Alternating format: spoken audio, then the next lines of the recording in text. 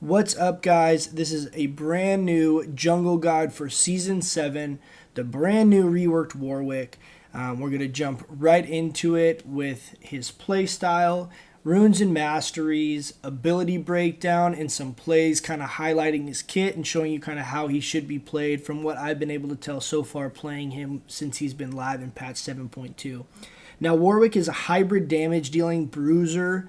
Not so much like an assassin. You could try and build him that way, but I feel like you're going to have more success playing him a little bit tankier. But he does deal a lot of both magic and AD damage, which is great, so you can't get hard countered by teams building all armor or all magic resist. He's got a great clear speed. He's got great map presence and ganks because of the speed buff from his W as well as the range in his ultimate. It really allows you just to get around the map very quickly. He is a little bit tougher to play in team fights in later game when it's 4-on-4, 5-on-5 type situations because you kind of have to all in and you get yourself kind of in a vulnerable situation.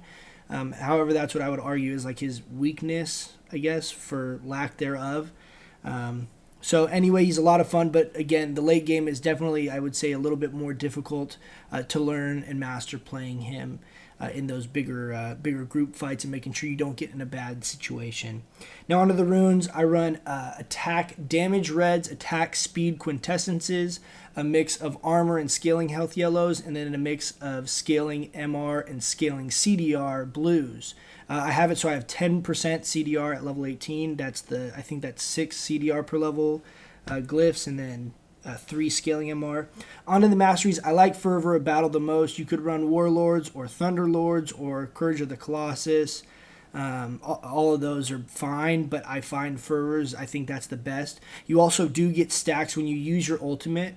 You'll get 3 stacks right out. You'll get, I guess, 6 stacks. You get 2 as a melee champion, but you get 3 of your 4 stacks of the Fervor of Battle off just from your ultimate, the 3 swipes. So it does apply on that, which is great and just synergizes really well. I'm sure that would also probably proc Thunderlords. I actually don't know. I haven't tested that yet. But I just feel like Fervor is the best choice as far as masteries go. On to his passive.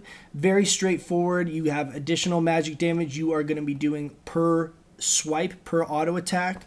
If you're low health, you are going to heal for that same magic damage. It's going to scale up with level, does not have any AD or AP scaling, only scales up with level, but it's great. This is the same damage whether you switch targets or not, which is a great change from the old Warwick. You don't have to have consecutive auto attacks on the same target for this to really be at its max benefit. It's based on your current health and your current level, so a great change there. Onto his Q. It's the same kind of Q in Spirit. You're doing a percent of the target's maximum health, just like before. Does have AD and AP scaling. However, there's a new mechanic applied to this ability that is a jump to or a jump through type mechanic. This is the coolest change, in my opinion, of his entire kit. The jump through mechanic is referred to as that when you're going from one end of your target to the other is referred to as attached. So you are attached to that target, making you immune to disables and following their path for that short window of time, no matter what it is, whether it's a flash, whether it's a thresh lantern, a phase shift, whatever it is, you stick with them. You'll see later there's some great plays you can make with this, and it really does increase his skill cap as far as mastering him. You can play him and kind of not even have to worry about this mechanic, but really getting him to his highest potential, you really gonna have to pay attention to this mechanic and use it really well. On to the W. The W is very similar to his old E. You're going to gain increased attack speed and move speed based on missing health of enemies around you. Now, it used to be in a closer proximity. Now it's global. So anywhere on the map, you're going to constantly be able to see when people are low, which is great, giving you kind of that map, global map presence in a sense, because you can get across the map so fast with this move speed buff. The move speed buff is only applicable on enemy champions. However, the attack speed bonus is going to be on any jungle mobs, minions, anything of that nature. When you attack whatever it is, the minion, monster, champion, whatever their percent health is at that given time, is when you are going to get that attack speed increase. So if you attack dragon and it's at 20% health, you have your W max giving you 110% increased attack speed, targets below 50%, 3 times that value below 20%, when you attack dragon and it's at 19%, you are going to be getting an additional 330% attack speed for that short window of time while it's below 20%. So it does help a lot with your clear speed. I personally choose to max this first, and I max Q second, just to help with clear speeds and mobility, kind of getting into lanes to gank and stuff like that. I feel like this is the best choice. You can also max Q first. It's not bad. I think it's going to end up being more of a personal preference on play style. But it's a very cool ability. Really like the way that they've changed this, so it's more of a global presence rather than like a proximity to you. So anyway, on to the E. E is basically a activation of a 2.5 second damage mitigation shield. It's a flat percentage. You can pop that shield early, and what it will do is terrify enemies around you, very similar to Volibear's E. Now, a couple things worth mentioning on this is that there is a slight delay from when you activate it to when you can detonate it. It's not an instantaneous type thing. So if you're coming in for a gank and you want to detonate that fear as soon as you pounce on an enemy, you need to activate it preemptively, knowing that that's what you're trying to do. One other mechanic to know is that your E will automatically detonate when you hit a target with your ultimate. So it's important to know this. It can be a great team initiator and getting like an AoE fear off on an enemy team that's clustered. So it can be used really good in that sense if that's what you mean to do. But just know that if you do use that, you're going to be kind of missing the element of the damage mitigation, and it's going to activate right when you hit a target with your ult rather than you being able to detonate it or it detonating at 2.5 seconds. So just keep that in mind. Another really important thing to mention is that the Terrify mechanic causes enemies to run in fear with a slow move speed away from the source of the Terrify. So you'll see later there's a lot of different ways you can do this, but your positioning is very important to know at the time of your Terrify activating, to know which way you're going to be fearing enemies, not just getting the Terrify off just to get it off. You want to make sure that you're doing it the right way and forcing your enemies into positions that they don't want to be in. On to the ult, very similar in thematics to his old ultimate. However, instead of a point to click, it is a skill shot. Now this allows for a lot of really cool plays, allows for an escape portion as well, because you don't have to actually have a target to jump to. You can just jump over a wall.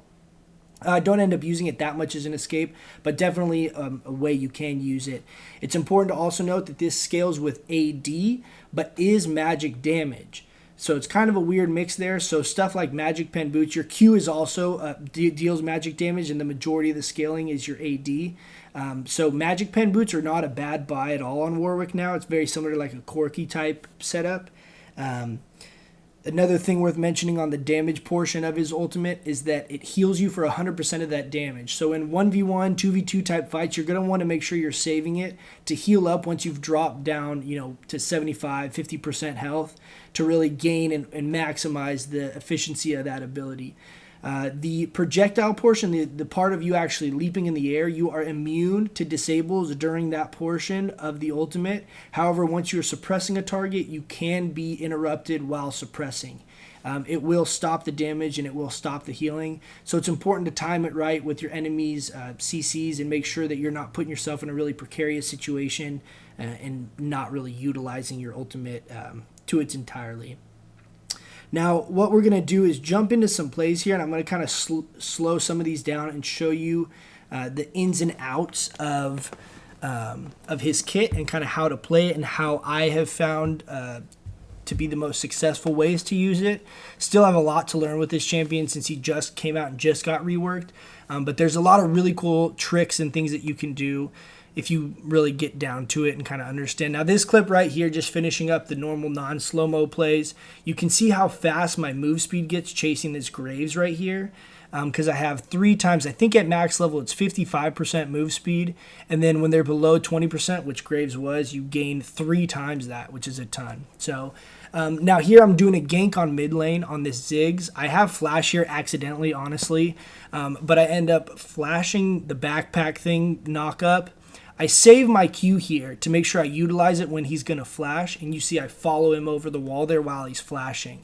So you'll see we'll replay that back. I activate my E, so I know I'm going to get close enough to him, and I want to activate that Terrify right away.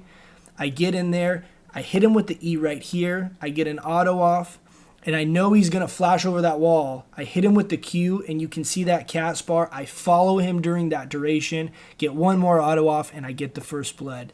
And you can see it gives me why the face here in all chat, getting a little annoyed with that mechanic because it is really strong. But again, there's such a short window to use it. You really got to practice that. Now this is me showing you what can happen really terribly if you do this wrong. Now Cat jumped, and you can see you go wherever the champion goes. So I jump all the way under her tower unintentionally, right? And you really want to watch out for that. It's a really bad spot to be in. Now this play, I jump through the Hecarim, and then I ult the Katarina, because I didn't want to ult the Hecarim. If I did that, there was no way to get to Katarina. So you'll see I Q through Hecarim. I just activated my E. I jump in, and I ult that Katarina, keeping her in place. I'm going to hit her with one auto, and then I'm going to activate my Tiamat, and we got to finish her off. Ryze gets the last hit on the Hecarim up there. I jump over for this Mordekaiser. I miss the ult, no big deal, but I Q through him, terrifying him back towards Fiora, making sure that we can get that kill and pick up that free kill for our top laner there. Now Lee comes and invades me here at a level 2. He hits me with that Q. I smite and I Q through the blue buff to get the heals from both of those, as well as create a gap so he can't auto me. I know he just used his Q. I ended up picking up the blue there by like an auto attack randomly, so he obviously didn't have his smite up, and my team comes to help me clean that up. But you'll see here I turn, smite blue buff for the heal, Q through the blue buff, and call for assistance right there from my team, and end up healing myself up enough to survive. I'm going to come in here, just get one last auto. I see Kale in the tri-brush right there. I end up following her. She ultimates. I flash, hit her with the E, and fear her away. You can see it created enough distance from that wall that she wasn't able to flash over. You see it again. She's going to ult right here. I activate my E right now. And then I flash on the other side of Kale to fear her back towards Orianna. She tries to flash right out of that, and it's too much of a distance. She can't get that, and then we end up cleaning up the kill there pretty easy. Now this same game, same Kale. I see where she is roughly. I hit the ult to gap close that. She ultimates. I Q through her just to get that distance and get up in front of her. I wait for her ultimate to run out before I activate the Terrify portion of my E, fearing her back the opposite way she's trying to go. Finish her up with a couple auto attacks. Q through her. Activate the E right when the ult falls off. And then auto, hit her with the Titanic right there. And then auto, and I finish her off with a Q. You can see a little dash there from the Q. And able just to kind of create that gap. Now Lee is going to come invade on me here, as well as Draven and Gangplank. They're going to try and catch me out here at my red. I did know they were around, so I was kind of baiting this out. I just had bought a Randuin's. They're all AD, so I'm feeling pretty confident that we can do this. I end up trying to buy some time. I ult back into the fight to heal up. I pop my Randuin's right after my ult runs out to kind of reduce the damage that I'm going to be taking from all of them. And then Leona hits me with a great shield there at the end, saving me from that last tick of that GP ult. You'll see we'll play it right back here in slow motion. I run in, I kind of bait out the Lee Q right here, and I know that they're coming from Tri over there. I get a Q off here, kind of through Lee there, and I kind of run. I try to just kind of create a gap, wait for my teammates to come, ult back in. As soon as my ult finishes, I'm going to pop my Randuin's. And then I'm going to basically be queuing off cooldown there just to try and get as much health as I can, hitting my Tiamat at the same time, just to kind of get as much AoE damage as I can. And then Leona hits me with that shield there at the end, surviving. Now this play is to kind of show you that though you don't get crowd controlled from the actual snare portion when you're ulting, you do still take damage. Rengar jumps me here. I hit my E right away to mitigate that damage. However, I do turn around because Ahri kills him and try and get my ult off on this Morgana. But you can see I ult here. I'm so low. I ult in. She throws the Q and it kills me. But you can see it says cannot be disabled, right? Like I would have, if I had enough health, I would have avoided the mechanic of the snare, but I still would have gotten killed right there. Now, this Graves is really strong. I just killed 2 of our teammates. I'm running in, and I'm kind of just waiting to bait out his dash. And I know he's about to do it there. I hit my Q, and I hold that down, so I dash with him. We're going to finish off this Mordekaiser. And now all my stuff is off cooldown here, or is on cooldown, I should say. So I kind of run back to wait for this stuff to come back up. I end up queuing through the Morgana, killing the Blitz, and then turning back on the Morgana.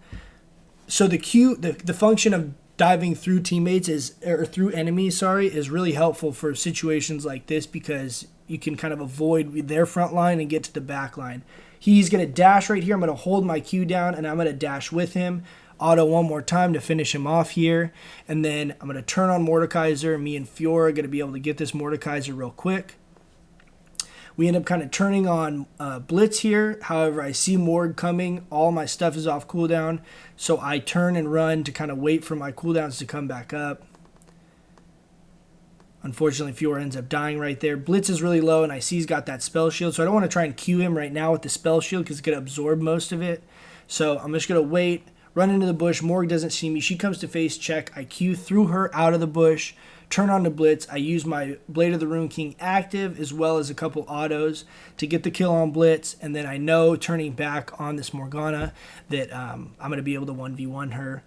I activate my E right when it comes off cooldown here for the damage mitigation, and then I just end up killing her with a couple autos right there. That was my Q that killed her right there. So anyway, I hope you guys enjoyed. I hope you guys kind of learned something about the new Warwick. I know a lot of people are trying to play him. Some people are struggling, some people aren't.